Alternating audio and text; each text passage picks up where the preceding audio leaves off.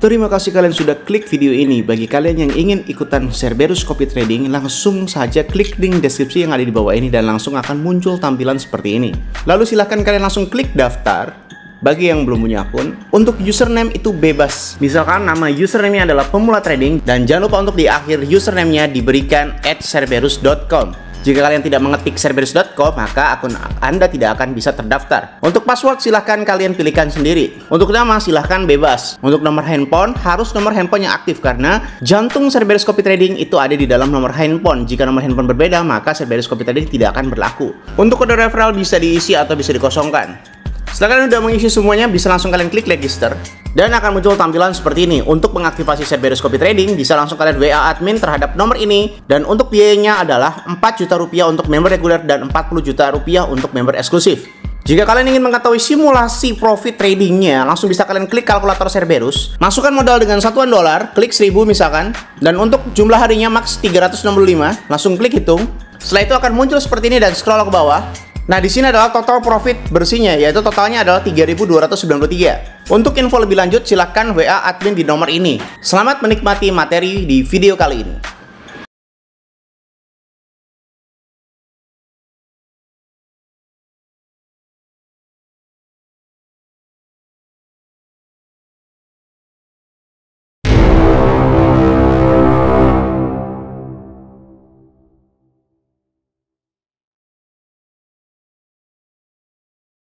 Salam traders, balik lagi sama saya Andi Firmansyah di channel ESG.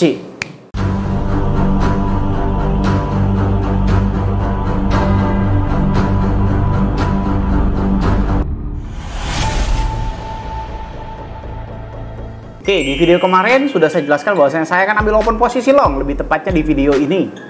Ini pasti kita ambil open posisi short, tapi karena order booknya kecil tapi instan eksklusifnya ada, berarti kemungkinan masih kita harus ambil open posisi long. Oke, di dalam video ini saya akan ambil open posisi long di area 82.000 dan 81.000 dan take profit sewajarnya alias 500 hingga 700 USDT.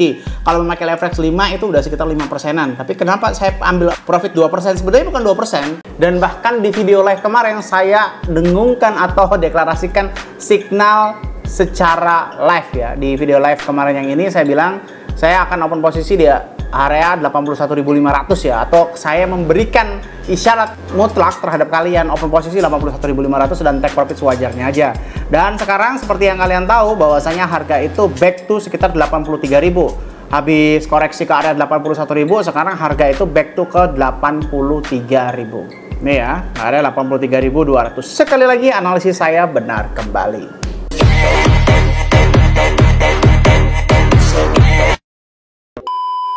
Hari FOMC telah tiba nanti malam ya. Nanti malam jam 1 FOMC ini kemungkinan bakal terjadi flash pump ya. Kemungkinan bakal terjadi flash pump lalu dump. Sebenarnya di dalam video ini saya tidak terlalu berucap banyak ya, karena apapun yang saya sampaikan di dalam video ini sepertinya tidak akan berpengaruh terhadap FOMC di jam 1 malam nanti ya. Apapun yang saya lakukan di dalam sekarang, mau buy coin glass ataupun teknik analytical dan sebagainya, itu kayaknya nggak bakal berpengaruh. Karena apa? Karena adanya makroekonomi yang sangat-sangat berpengaruh di dalam dunia Bitcoin ya. Kemarin juga ada tragedi IHSG yang turun sampai 5% dan sekarang udah di frozen ya.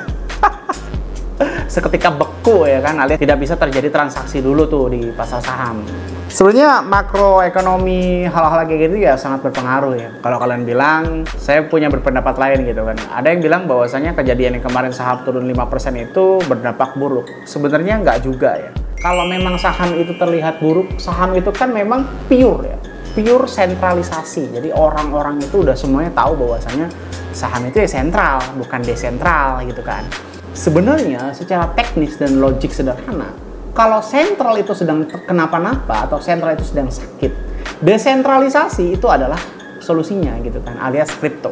Beberapa orang juga mungkin hilang kepercayaan, hilang trust terhadap sentral dan pindah ke desentral gitu kan. Cuma akhir-akhir ini kita semuanya tahu bahwasanya cryptocurrency ini juga ternyata dikendalikan oleh sentral juga gitu kan. Jadi cuma namanya aja desentralisasi, ternyata kripto itu juga termasuk sentral yang mengakibatkan beberapa kekhawatiran seperti perang dagang dan lain sebagainya kayak gitu ya. Kalau kalian nanya tentang sebenarnya apa sih yang bakal terjadi nanti di jam 1 malam. Kemungkinan yang paling saya pikirkan adalah terjadinya flash pump, ya, terjadinya flash pump. Misalkan contoh di daerah jam menjelang FOMC itu, misalkan ya harga itu ke 80.000, itu biasanya flash pump sampai ke 82, 83. Tapi flash pump itu bukan berarti naik ya. Flash pump itu ya ada dua kemungkinan. Bang, lu kok ambigu? Ini bukan masalah ambigu atau enggak, tapi memang ini adalah suatu momen atau suatu bencana alam lah kalau di dalam sebuah dunia ini ya. Dimana FOMC ini terjadi flash pump itu terjadi bisa jadi lanjut naik, bisa jadi akan back to drop. Bukan back to price now, tapi back to drop biasanya ya. Karena FOMC ini sebenarnya adalah harapan terakhir para pemain cryptocurrency untuk ada di dalam fase bull run. Karena setelah FOMC hampir tidak ada lagi news atau hampir tidak ada kegiatan kurang lebih sekitar 3 bulan sampai 4 bulan. Yang ada semuanya adalah bad news. Perang dagang lah, Trump yang selalu ngomel-ngomel lah. Tapi coba kita sedikit ngobrol santai dulu nih ya. Kalau lagi nggak puasa mungkin saya minum dulu ya air putih ya. Gini, ada sebuah ketakutan yang bukan ketakutan ya. Itulah kenapa saya tidak menjadi sebuah sekte kayak orang-orang yang bilang sekte Bitcoin akal buron, sekte Bitcoin akal bir. Gue nggak pernah kayak gitu. Gue nggak pernah senorak itu ya. Gue nggak pernah senorak itu ya. Walaupun gue nggak kaya-kaya banget, tapi setidaknya duit gue ya terus bertambah lah. Portofolio gue tuh ya mungkin ratusan kali lipat lah daripada kalian atau ribuan kali lipat. Kita nggak usah jauh-jauh deh. Sekarang ini kan sedang didentungkan atau sedang dideklarasikan baik influencer, sosial media, bahkan para petinggi-petinggi dunia, Donald Trump dan sebagainya. Itu kan sedang gencar seolah-olah kan menyebar fear bahwasanya Bitcoin akan back to 50.000. Lah bang, bukannya lu ngomong dulu? Iya, gue ngomong. Perbedaannya antara gua dan kalian atau influencer yang gak jelas itu, yang kalian ikuti juga, gua ngomong ketika belum terjadi, sedangkan para influencer ngomong setelah terjadi. Lu cek semua video gua, pada saat Bitcoin naik-naiknya gua ngomong Bitcoin akan down. Semua orang gak percaya, tapi sekarang semuanya pada bilang Bitcoin akan trap, bir trap lah apalah, turunlah 50.000 lah. Ketika udah terjadi udah jadi pahlawan kesiangan loh. Dan saya salah satu influencer yang kadang-kadang berpikir secara logik. Satu, sekarang sedang disebar fear atau ketakutan yang begitu parah, katanya Bitcoin sampai 50.000. Nah, kita coba ngobrol santai guys. Gak usah kita balik ke masa lalu 4 tahun yang lalu, after halving atau before halving, atau 8 tahun yang lalu, atau 12 tahun yang lalu, gak usah jauh-jauh.